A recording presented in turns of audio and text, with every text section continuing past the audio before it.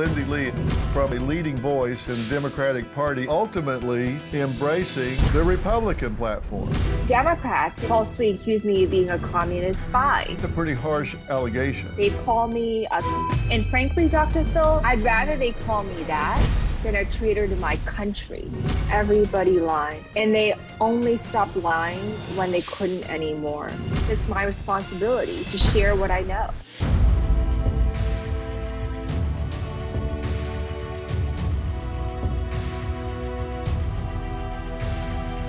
Welcome back to the Dr. Phil podcast.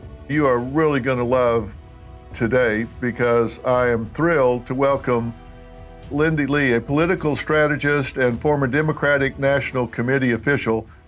I say you're going to enjoy this because this is a remarkable individual, and she has had a remarkable journey from her role as a leading voice in the Democratic Party and the youngest female congressional candidate in the history of the United States, to being named one of Wired magazine's top influencers in 2024, and then ultimately embracing the Republican platform.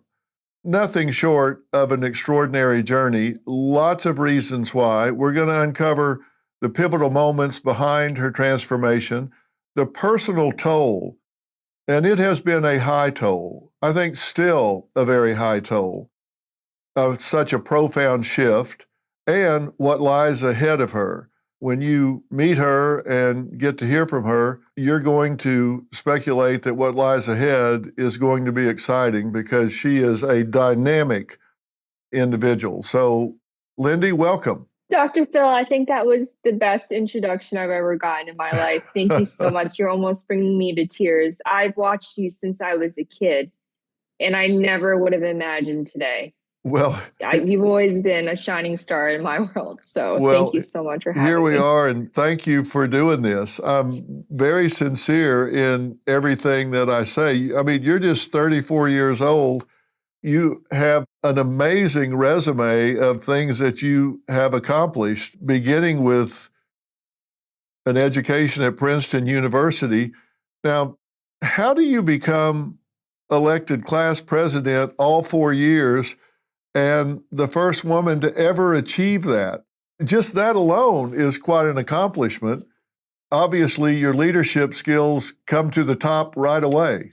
Well, Dr. Phil, I think you know better than anyone the power of grit and determination. I distinctly remember as a 17-year-old knocking on hundreds of doors. Sometimes, these teenagers are mean.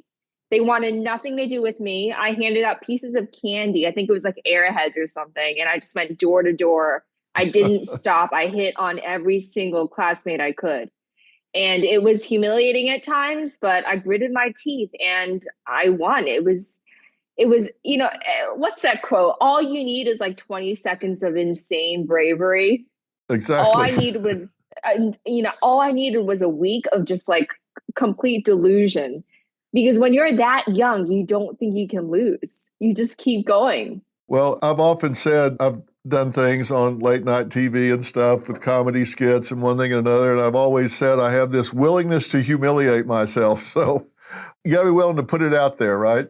Right, exactly. And that's why you're at the pinnacle today, because you were willing to take those risks. Sure. Now, you initiated this Do It in the Dark campaign to promote sustainability on campus. What was that all about? It's the same mission that I still have today. I just want to save the world. I want to make the world a better place. I'm not one of these first of all, everything to do with socialism I loathe, but I will have to say that I'm a huge fan of clean air and clean water. I think everyone can get behind that. And need I remind folks who started the EPA? It was a Republican. It was Nixon. So this should be a universally supported thing. To have, to keep America beautiful, to keep our landmarks pristine. It's something that I've always really cared about because I was born in an authoritarian regime and I saw what pollution did to people. It was truly a matter of life or death. Well, I love the way you say that because if anybody doesn't want green grass, beautiful trees, clean water, clean air, they'd have to be a complete moron. Now, we can disagree about how to go about that and what it takes to get it, but everybody has to agree with that outcome, right? Everybody wants green grass, Absolutely. Clean air, nice water. I've got grandkids, and I absolutely want them to grow up and their kids to grow up in a beautiful, clean world. Everybody wants that. So you're so right. America's the most, in my view, it's the greatest country that have ever existed in the course of human history. It's also the most beautiful. I'm a runner. I run by the river every day and it takes my breath away. I am so blessed to be here. And I feel like it's my responsibility to do everything I can to make sure that America remains clean, beautiful, and strong.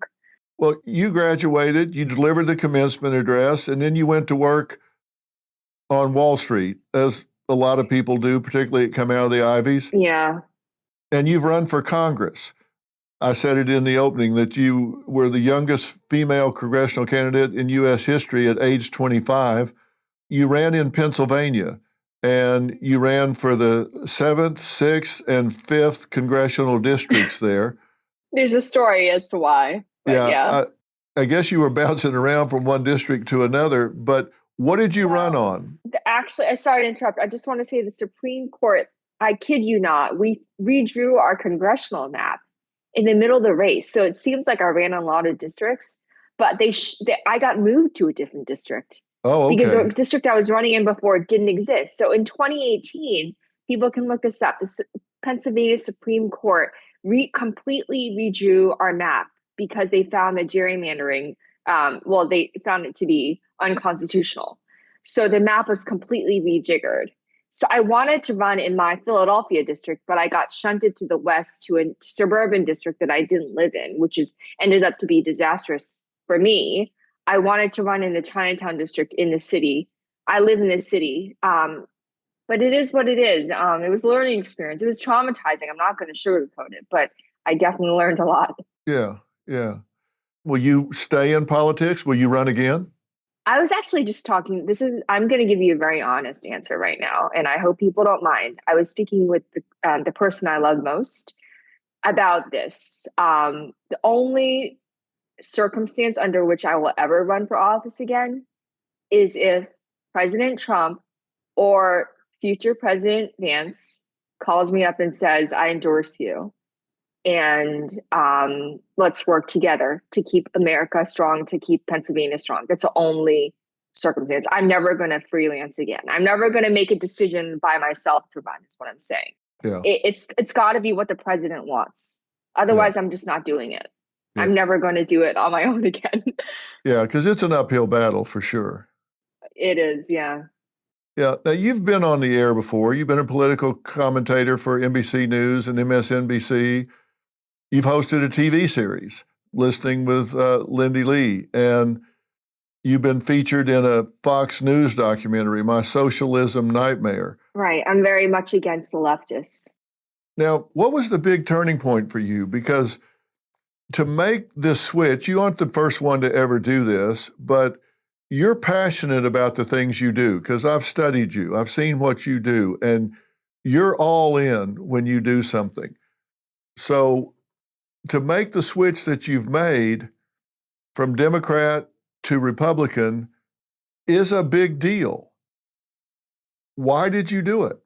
Well, Dr. Phil, you just mentioned something a few seconds ago about the Fox News documentary that I did 6 years ago, warning against the dangers of Bernie Sanders, of leftists, of this huge lurch that the Democratic Party was undertaking, even 6 years ago. This has been a decade move to the left. And I think, honestly, Obama initiated it.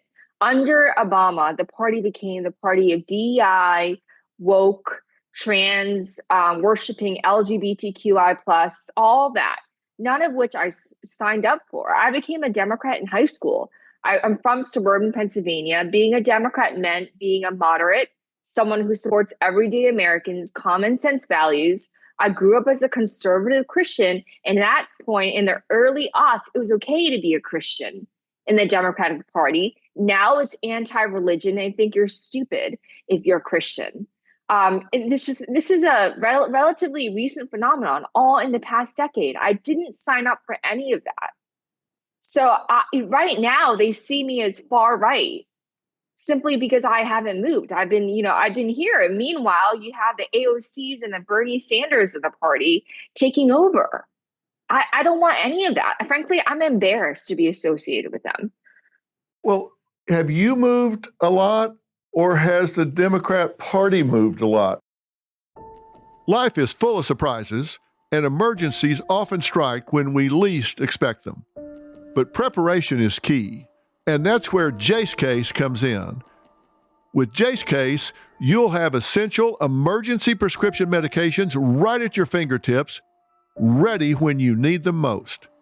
Whether it's an unexpected illness or a travel mishap, having the right meds on hand can turn a potential crisis into just a minor inconvenience. Don't let the unexpected catch you off guard. Jace Case gives you peace of mind so you can tackle life surprises with confidence. Be ready. Take charge today. Head over to jace.com. That's JASE.com. And when you check out, use the code PHIL, spelled PHIL, to get a discount on your order and to have the right meds on hand the moment you need them. Let's cut to the chase. Your savings could be in serious trouble. When Elon Musk is out here warning us to brace for temporary hardship, you might want to listen. I trust Preserve Gold to safeguard my accounts, and I urge you to do the same. They're the only precious metals company I recommend. Are you going to sit back and hope for the best or take control of your financial future? Text Dr. Phil to 50505 to get your free precious metals guide from Preserve Gold. With gold prices recently breaking records and analysts predicting this trend to continue through 2025, you cannot afford to wait. As a bonus, you can get up to $15,000 with a qualified purchase from Preserve Gold. So don't wait. Text Dr. Phil to 50505. That's DRPHIL to 50505 today. Have you moved a lot, or has the Democrat Party moved a lot? Because I've had people tell me, I didn't leave the Democrat Party left me. Where do you come down on that? I think that's true, but I've also been shifting right as just a byproduct of growing up, of learning, of interacting more, reading more. As I've matured, I've become more conservative. Also, I live in the city of Philadelphia. I've had unfortunate run-ins with migrants on the streets, people who shouldn't be here, and we should call them what they are. They're illegal immigrants. I'm a naturalized immigrant, and as I've grown older, I've gained a deeper appreciation of what it means to be a naturalized American citizen, a proud and grateful American. My family never took a single handout. It would be deeply anathema to everything we are to take a handout. But you have millions of people pouring through no longer because President Trump is now here. But under Biden, we had millions of people pouring into the country, storming the southern border, taking handouts, being on, the people that we're funding with taxpayer funds. We should be taking care of Americans first. We have a duty of care to take care of our people first. And we shouldn't be called bigots or racists simply for caring about Americans.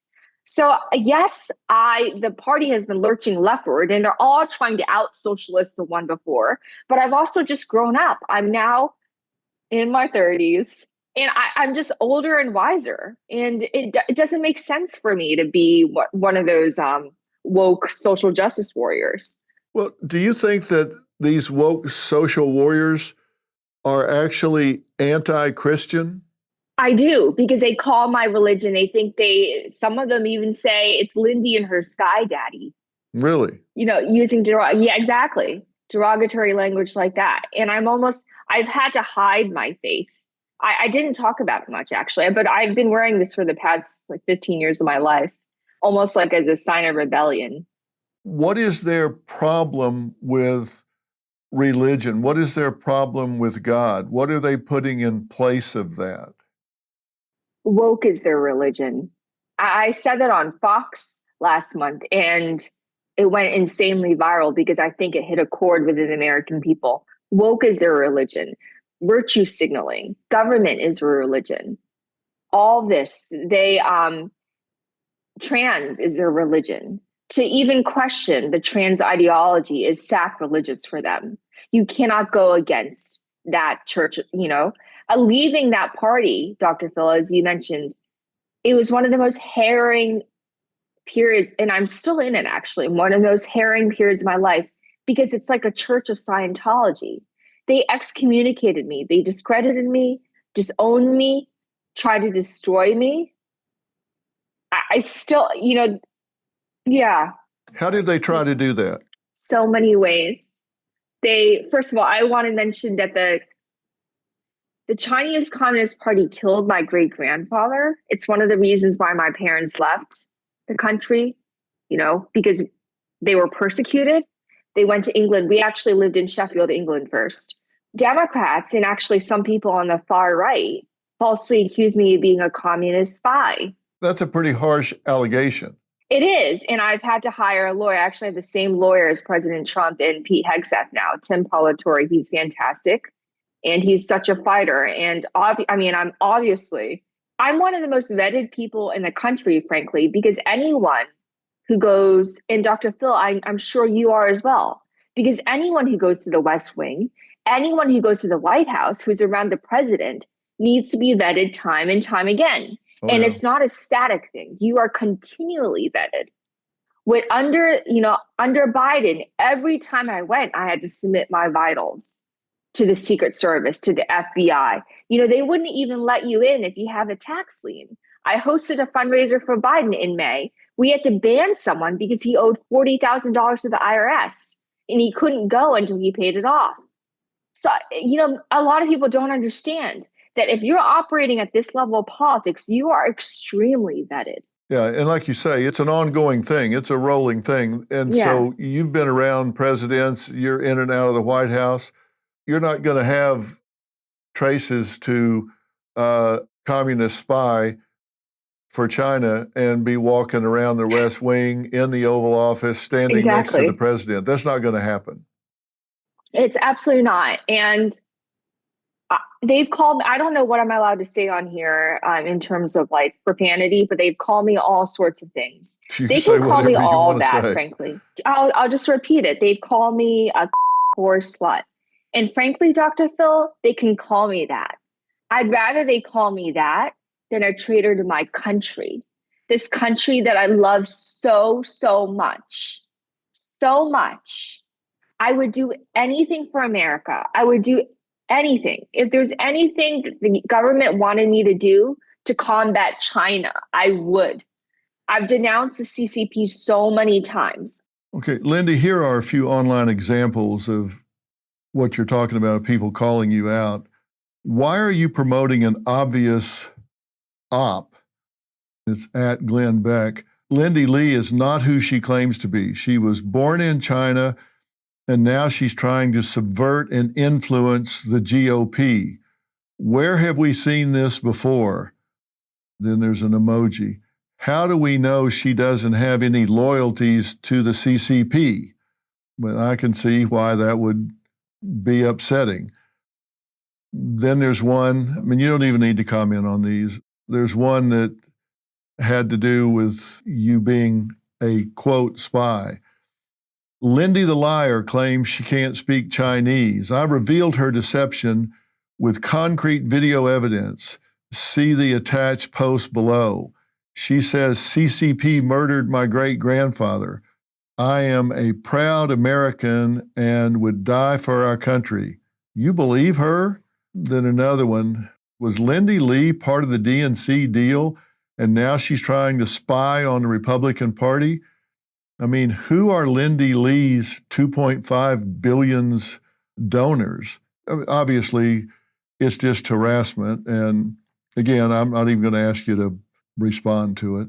Is Lindy Li what the dictionary defines as a feckless blank? Lindy Li's a far leftist grifter and fraud. She's not on our side. She's grifting. It just goes on and on. I could read a bunch of these, but frankly, I don't want to give them any more airtime. I just want people to get a feel for what you have had to deal with across time. And I think I've read enough for people to get a feel for it. So, like I say, I don't want to give it any more airtime than what it deserves, which is none. I don't know what else there is to do, but often, on the right, there are these influencers who are jealous because they think I've jumped the line. But I don't want anything from anybody. I'm not looking for a job. I just want to tell my truth. Then they came at you when you called out Biden's health. Of course, we know you were absolutely being 100% truthful when you talked about that. So they just pounded on you for telling the truth, essentially. So my mission is to prevent the current iteration of the Democratic Party from ever gaining power again. And I know these people personally. These people aren't just caricatures to me. I know Kamala Harris. I know Joe Biden. And I don't want them or any of their ilk to ever be in power again. I feel that it's my responsibility to share what I know. Well, we know what we mean when we say woke, and it's certainly not a positive thing. To me, it has a very negative connotation, and it rejects science, it rejects Christianity, it rejects so many of the things that history, biology, rewriting things that we know to be empirically true. It wants to rewrite so much of the family values, the things that this country has been built on. It wants to undermine meritocracy and put in socialism and Marxism and embrace equality of outcome, not opportunity, but outcome. Exactly. And so much of the things that, as I say, this country was built on. What do they think woke means? They think that they are the right. The crazy thing, Dr. Phil, is that they think they are on the right side of history. They don't just want equality of opportunity. They want equality of outcome. They don't believe in meritocracy. And I want to clear up something. People call me a DEI hire. Let me first tell you, I was never on anyone's payroll. I volunteered my time. I was appointed to leadership. I was never on Kamala Harris's payroll, so that doesn't even make sense. But just so people know, Asian Americans score better than anybody, than any demographic. Okay, so actually my demographic is the one that's most hurt by these DEI policies. So please, those people who make the allegation need to get an education. That didn't even make sense that you're a DEI hire. What the hell are they talking about? They have no idea what they're talking about. I got a 2390 on my SATs when I was on a 2400 scale, and I wasn't able to get into Harvard. Well, that if I were a different race, it pisses me off that you made a 2390. Come on, that's not fair. I tried to hit 2400, but I couldn't. But it just totally, I was wailing with grief because my dad told me that Harvard was everything. So it was an existential crisis for me. But putting that aside, if I were a different race, if I were Hispanic or Black, I definitely would have gotten it. I mean, no question. But because I was Asian, I was penalized. So I love what President Trump is doing in that regard. We need to revitalize a meritocracy. Enough of this affirmative action, of this unfair preferential treatment for certain classes, of this anti-white discrimination. Can we finally call it what it is? It's anti-white discrimination. Yeah, it's right? Racism, especially for sure. White men. It's white men. If you're a business owner, listen up now. You will not want to miss this. Outdated systems are costing you time, money, and opportunity. Thousands of companies have modernized with FYSI's AI integration and solutions. FYSI implements smart, automation, and predictive insights that sharpen your competitive edge. This is what separates billion-dollar companies from small businesses, and FYSI can help you make that leap. Don't wait. Get your free $5,000 risk assessment now with promo code Dr. Phil. That is promo code DRPHIL at fysi.com/Dr. Phil or call 800-877-4000 today. That's code Dr. Phil. Visit fysi.com/Dr. Phil or call 800-877-4000 for your free $5,000 risk assessment. I see people trashing white men all the time. there's an affinity group, it seems like, for every single group, but white men. Haven't you noticed? It's like every group, even Asians for whatever. There's Hispanics, there's blacks, there's gays, there's whatever, but there's no white men. It's, white men have become everyone's punching bag. Yeah, it seems that there's definitely this idea that if you are a majority, you can't be discriminated against, and that's just simply not true. And I think the Supreme Court has been very clear about that.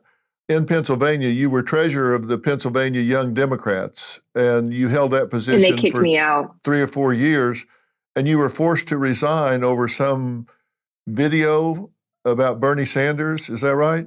I called him a communist. Yeah. And that was it. That was the end of it, right? That was the end of it. And it was sacrilegious for them. They said I doctored a video of him speaking and I called him a communist, which is not okay in their eyes, even though he exhibits all the characteristics. Was this a doctored video? No, it absolutely wasn't. It was just him praising Russia. Yeah. If anyone knows me, they would know that I'm not really great with tech. How could I possibly doctor that? And also, it's just what he said. He was just praising how he basically said that Russia's system was superior to America's. And I called him a communist, which is what he is. I mean, where's the lie? You tell me. Yeah, it got picked up by everybody, right? Yes, exactly. It went insanely viral. But I mean, I'm glad I did it because it would have been devastating for this country if Bernie Sanders were the Democratic nominee, and God forbid if he had won. It would have been so bad. Yeah, I don't think we could afford Bernie Sanders. No, we can't. So I feel like I did my part. Yeah, I think that'd be a little expensive. Was that the beginning of the end? Is that where things started, where they really turned on you viciously? I think that, but I had been shifting rightward even before then. I've never been able to relinquish my conservative upbringing. I mean, I went to church every single Sunday. I went to youth group every single Friday. Even today, every night, I read the Bible. I still have my King James version of the Bible, and I listen to Christian music. There's nothing more peaceful than that. It's just so deeply ingrained in my psyche. It's just who I am.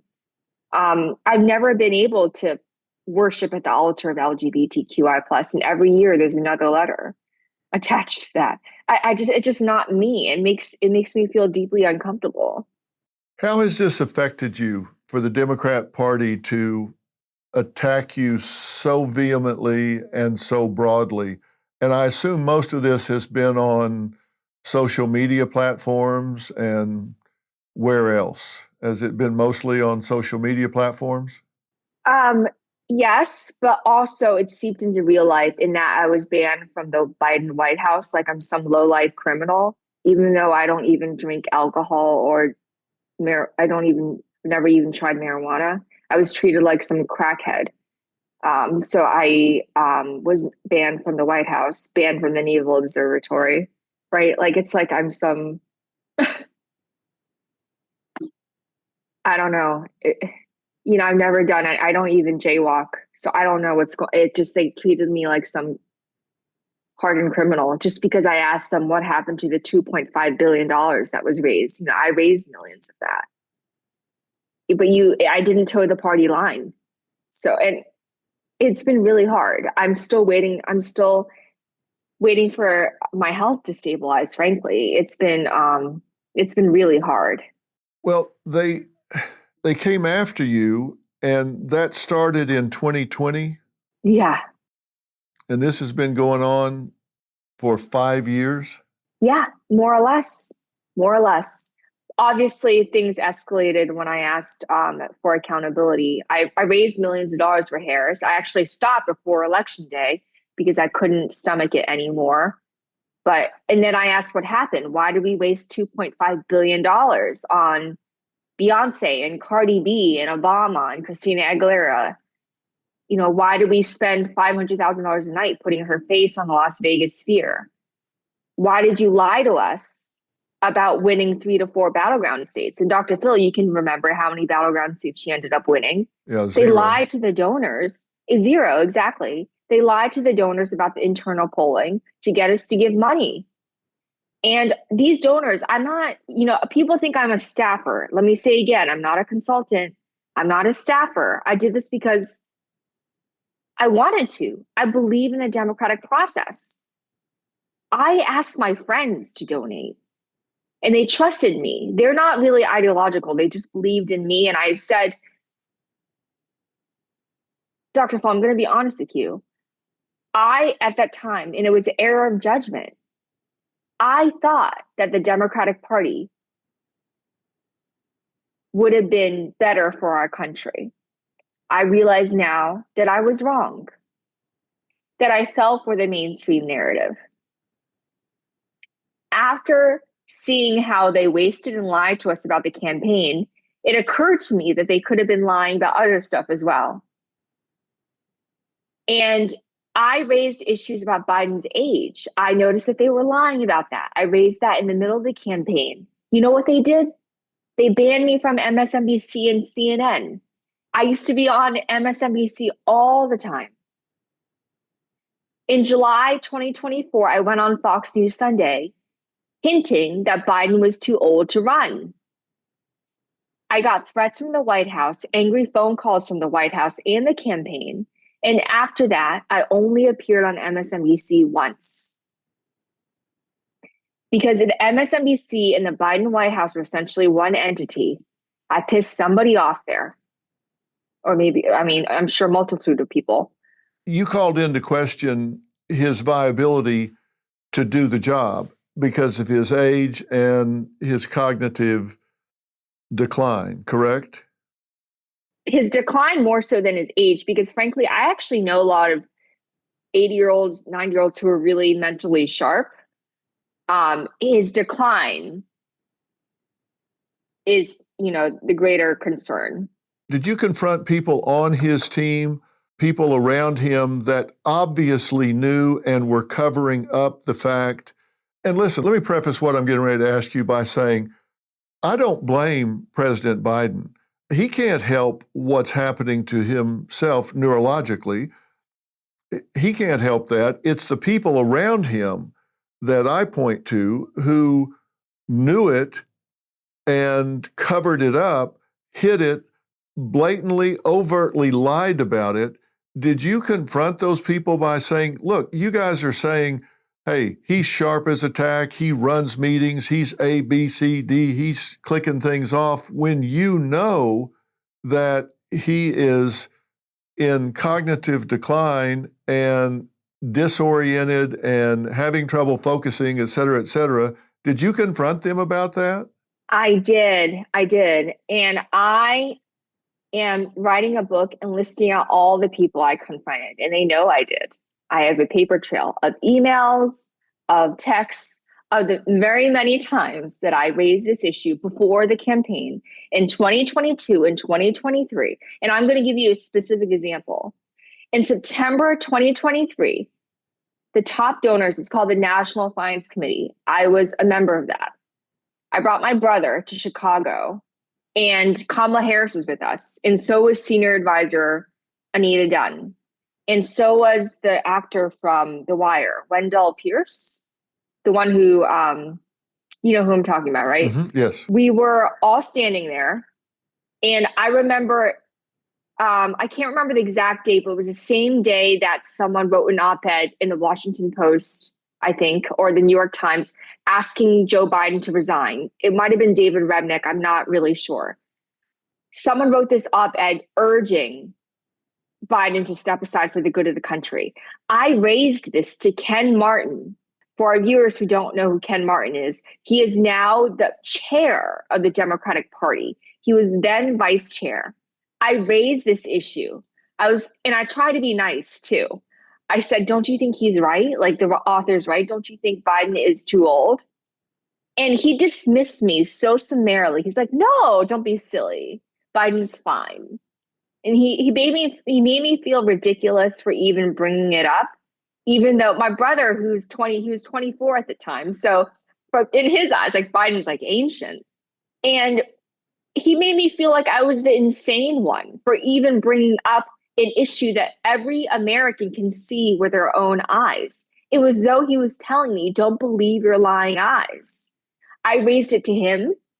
I was in the Oval Office in February of 2024, and I bumped into Jen O'Malley Dillon, who was the chair of the Harris campaign. And I raised this and other issues about the campaign to her. She took down my name, my number, and email in her little notebook that she carries everywhere. She said she'd get back to me. She pretended as though she was listening and hearing, but obviously she wasn't, because I never heard from her again in that regard. So yeah, I brought this up to the highest echelons. Like, these are the people running the show, and they all acted like I was the crazy one, like I was the heretic. Who ultimately forced him out, in your opinion? Nancy Pelosi, without a question. Without a question. I tried to force him out too. Like, it's not, at that point, I didn't care so much about the party as I did about our country. We couldn't have him running the show. Frankly, I don't even think he was equipped to serve that final year. I think it was really a matter of the 25th Amendment. I really think it was a matter of that. And I had donors, because, MDs, like people with medical degrees, people that I would bring to events with me as donors. These are people, with the credentials to make such a diagnosis. They told me that he had early onset Parkinson's, which is huge. And then we hear from Karine Jean-Pierre that over the summer, there were Parkinson's doctors, unexplained visits from these Parkinson's doctors to the White House. I don't think it's far-fetched that he might be experiencing early onset Parkinson's. Again, I'm not a doctor. This is what I'm hearing from my donors and friends who came with me to events with Joe Biden. I brought a doctor friend to a Valley Forge speech that Biden gave in January of 2024. She was sitting in the front row with me, so she had a clear view of his mannerisms, his hand gestures. She said, without a question, this man has Parkinson's. So it was My clear to dad her. also has an MD. Yes, my dad also has an MD, and said, of course. But again, they're not. Neither of them are actually his doctors. So Right, of course. He did have a physician who didn't come forth. Kevin O'Connor, yeah. Yeah, and say it. So who was running this country in the last year of his presidency? Anita Dunn, Steve Ricchetti, Mike Donnellan, Jeff Zients. The first three that I mentioned are his senior advisors. The final one is his chief of staff. And also Jill Biden and her bulldog, a guy named Anthony Bernal, who is right now running their transition office. These were the people we had. I don't know if the American people know this, but it's my duty to say so. We had a council of presidents for the past 4 years. We didn't have a president. We had commanders in chief. So even before the last year, we had unelected people running the country. Without a doubt. Steve Ricchetti and Anita Dunn wielded so much power, and everyone knew it. Everyone knew it. Like, all the donors, if they had a bone to pick, they knew exactly who to go to. It wasn't Biden. It was Steve Ricchetti. Mike Donnellan was the one who, actually, he's the guy who was chairing, running Biden's reelection campaign. And he was the one feeding Biden the numbers, saying that he could beat Trump, which is so implausible. Because by the time Biden dropped out, according to Biden's own numbers that Donnellan allegedly lied about, Biden was on track. Trump was on track to win 400 electoral votes. That's how bad the situation was. Biden's numbers were cratering everywhere. And I know for a fact that the money completely dried up after the debate. I was on the phone with finance directors from the campaign in the days in the aftermath of the debate. These people are around my age. They're my age. So we spoke to each other like friends. They had nothing to do because there was no money coming in. Big donors completely stopped. So they were bailing right and left. Absolutely. There's nobody left. How was the decision reached that Harris would be the candidate? She made it seem like it was all sudden and everything. But the truth of the matter, it was that it wasn't. Prior to July 21st, the day that Biden dropped out, she had already been vetting VP candidates. So there was always that possibility. But the Naval Observatory was under a strict edict. Staffers under Harris were not allowed to engage with any outside advisors or donors about the possibility of her ascending to the top. And Harris, to her credit, or to her, not to her credit, was loyal to Biden to a hilt. So she continued to lie to the American people about Biden's fitness. And I'm so sorry. And this is really hard for me to say, Dr. Phil. I'm sorry. I know that a lot of people are upset at her and Biden, but this is so hard for me to say because a part of me will always harbor love for them. I'm sorry if you think I'm crazy, but they showed me tremendous kindness over the years. And I want them to know that this isn't personal. This is just the right thing to do. And they know what I'm saying is true. But on a personal level, they were always kind to me and my family. I do want to say that. If it's true, it's true. And I have no ill will towards Biden over this at all. It's hard for the person who is in decline to recognize their degree of decline. It's kind of like trying to look at your own face without a mirror. You just can't do that. You're not fast enough. And it's hard for him to realize how many cognitive steps he's dropped, how much he's losing in his capacity. Doesn't mean he doesn't have any insight to it at all, but it's difficult for him to completely understand it if he's got support around him and they're propping him up. And as you know, he had good moments and he had not so good moments. And when you have those good moments, usually mid-morning, something like that, you can feel like you're doing okay. But overall, I think it was pretty apparent to the most casual observer that he was in serious cognitive decline. And like I say, I don't blame him for that. I'm sure he would have preferred it not be that way. But there had to be a massive cover-up going on because everybody was pretending like, no, he's doing great. Everybody lied, Dr. Phil. Everybody lied. And they only stopped lying when they couldn't anymore, which is the night of the debate. And I was with Biden the night of the debate. I felt so bad for him that when he came down to talk to me afterwards, first he asked me about my husband. I'm not yet married, which is another thing. But I felt so bad for him, I couldn't even talk about the debate. I just tried to make him feel better. And everyone in that room tried to make him feel better. It was really like a nursing home because usually it's the president who bucks up the American people. You know, with FDR and the fireside chats, it was his way of encouraging and instilling the American people with confidence. In this case, it was completely the reverse. We were trying to instill him with confidence. And it was in Georgia. The debate was in Georgia. We had signs of Georgia peach Joe, like the peach shape of a peach as a heart Joe, to cheer up his spirits. It was the same night that, I don't know if you remember, Dr. Phil, Jill was like, he knew all the facts. He said all the right things. Do you remember that? Right. I was in that room. And by the time, I don't know if you could tell on TV, but by that time, the room had basically emptied out because people were just so distraught and devastated. Right. But yeah, you are totally right about the cover up. Literally every single person lied.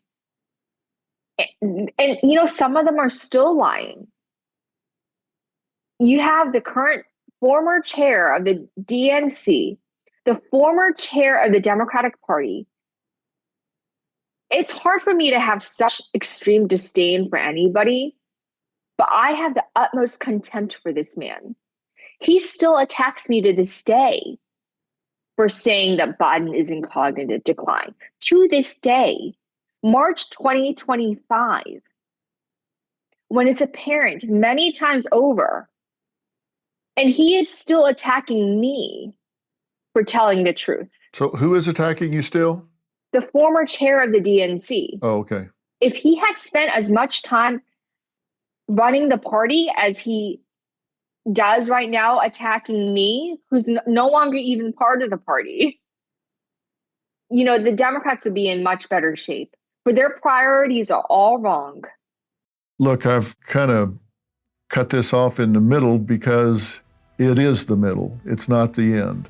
I have so much more to talk with you about. So I'm going to stop us here and ask everybody to tune in next time when I continue a much more in-depth conversation with Lindy Li.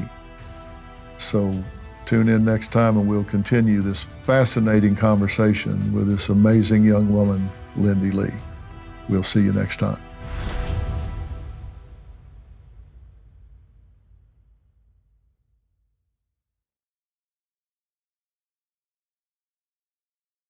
Marketing is hard. But I'll tell you a little secret. It doesn't have to be. Let me point something out.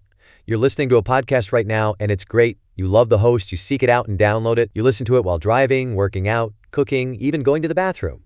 Podcasts are a pretty close companion. And this is a podcast ad. Did I get your attention? You can reach great listeners like yourself with podcast advertising from Libsyn Ads. Choose from hundreds of top podcasts offering host endorsements, or run a pre-produced ad like this one across thousands of shows to reach your target audience in their favorite podcasts with Libsyn Ads. Go to libsynads.com, that's LIBSYN, ads.com today.